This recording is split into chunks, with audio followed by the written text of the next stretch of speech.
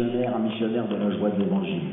Et cette force missionnaire, nous l'avons reçue dans notre baptême, où nous sommes marqués, couronnés. Au jour du baptême, on est couronnés avec le Saint-Crème, et au jour de la confirmation. J'y pense parce que ce matin, j'étais à la paroisse du Sacré-Cœur pour la messe, et on m'a fait faire le baptême de 2 petits jumeaux et la confirmation de 4 jeunes. Et je repensais à cette très belle messe chrismale, grosse organisation, dans une famille, certainement beaucoup d'entre vous y étaient. Une de mes plus grandes joies dans l'année qui s'achève, c'est le 15 avril. On était juste après Pâques. Ça fait 10 ans qu'on essayait de se battre pour faire quelque chose pour les toxicomanes. Comme vous savez, la drogue, c'est des désastres partout. Ça abîme tout, la drogue. Dans tous les milieux, vous savez bien. Et dans des quantités de familles. Et c'est un vrai désastre parce que les jeunes sont prisonniers, comme un esclavage, et les parents se culpabilisent énormément en disant ça doit être de ma faute, que ce que j'ai raté, que ce que je n'ai pas vu. Et beaucoup de drogués essaient de s'en sortir, mais c'est très difficile de trouver la maison qui leur permet. Et donc nous avons contacté cette communauté italienne, et enfin, après 10 ans de travail et de recherche, nous avons demandé à la communauté de Cenacolo d'ouvrir une maison pour les toxicomanes, et elle est à Ars. Alors le 15 avril au matin, avec l'évêque de Béléars et toute la communauté de Cenacolo d'Europe, on ouvrait cette maison par une messe dans la basilique de Ars. Ensuite, on a porté le Saint-Sacrement en procession, et on est allé dans leur maison. Vous savez, il y avait là un clin d'œil du bon Dieu, parce qu'au même moment, à l'Assemblée nationale, on votait l'ouverture des salles de shoot. Et je me suis dit, bon, bah, c'est la réponse du bon Dieu, quoi. Et vraiment, on les admire énormément. L'un d'entre eux va donner une conférence pendant le carême ici à Fourvière. Dans l'année de la miséricorde, on voudrait montrer différents aspects, si vous voulez, de cette miséricorde en œuvre. Et puis dans notre récollection diocésaine, vous avez le papier, ils viendront aussi donner un spectacle sur un passage d'évangile. Alors eux, ils interprètent à leur manière, je crois que c'est l'enfant prodigue qui revient, un très beau spectacle. Et nous avons vécu ça à Lyon le 13 décembre. Et plusieurs, quand on voyait tous les chrétiens qui entraient dans la cathédrale et qui, sous cette porte, on avait l'impression qu'ils rentraient dans le royaume quand Jésus dit « Moi, je suis la porte, et celui qui veut entrer dans la maison de Dieu, bah, il doit passer par le Christ. » Alors ceux qui ne l'ont pas fait, allaient franchir cette porte. Et le 18 décembre, la cathédrale nous a été rendue. Alors ça, c'était un événement. Le 18 décembre, la cathédrale nous a été rendue en entier. On avait des petits bouts depuis quelque temps.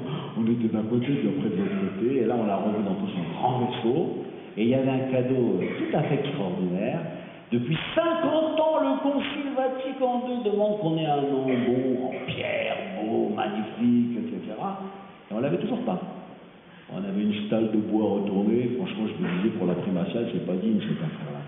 Et là, donc, est arrivé un magnifique ambon d'une sobriété lyonnaise, si je puis dire, en albâtre ou en onyx, qui arrivait d'Iran et qui avait été taillé ici, mais de très belles pierres qu'on était allé chercher en Iran.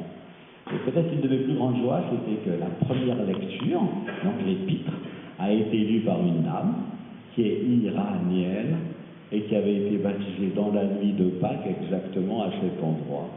Et que la première lecture du Nouvel Ambon soit faite par cette néophyte, cette nouvelle chrétienne, c'était une joie immense et intense.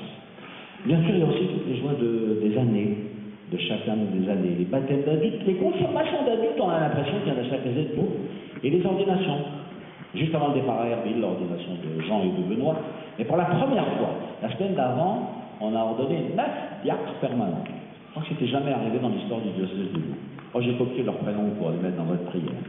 Donc ce jour-là, on reçut l'ordination, Jean-Claude, Hubert, Christian, Gilbert, Daniel, Éric, un autre Christian, Julien, Julio et Benoît. Voilà.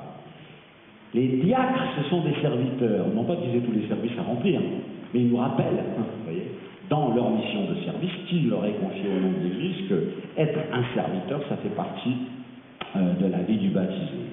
Donc je les remercie de leur disponibilité. Une grande joie pour moi aussi, c'est les visites pastorales. J'en ai fait 3 belles cette année. La première, c'était chez les Bosco, justement pour fêter les 200 ans. Vous savez, la fête de Saint-Jean-Bosco, c'est le 31 janvier. Et il est né en 1815.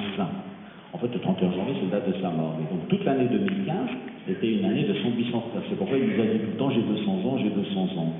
Et je ne sais pas ce que vous pensiez pendant qu'on les voyait jouer tout à l'heure, Mais je me dis, le charisme de Don Bosco 200 ans plus tard, il est incroyablement vivant. C'est un génie de l'éducation, quoi. Et quand on voyait les jeunes qui étaient là devant nous à chanter, à danser, on se disait, mais c'est du Don Bosco tout vivant, quoi. La grâce donnée par Dieu à Don Bosco, qu'est-ce qu'on est heureux d'avoir vécu en 2015 et en 2016, ici, dans ces jeunes et dans notre diocèse.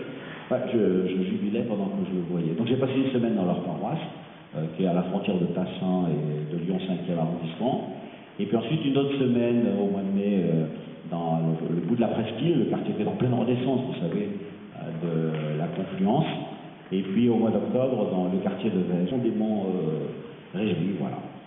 Donc dans cette année de la vie consacrée, on n'a pas fêté que Don Bosco et Sainte-Thérèse d'Avila, mais un petit peu tout le monde. Alors j'en profite, puisque vous êtes nombreuses et nombreux ici, des religieux, pour vous dire merci.